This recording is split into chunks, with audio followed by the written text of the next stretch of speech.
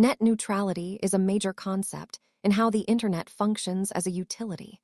Let us break down what this policy actually means for you. At its core, neutrality means that your internet service provider should treat all data on the web equally, without favoring specific sites or services.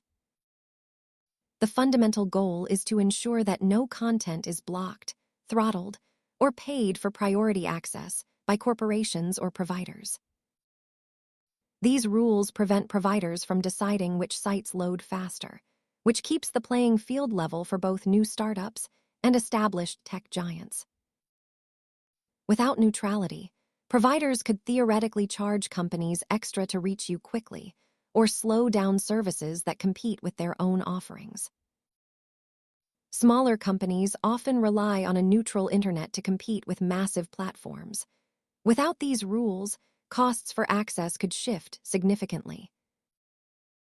Whether you view it as a utility or a private service determines how you feel about how these rules should be enforced.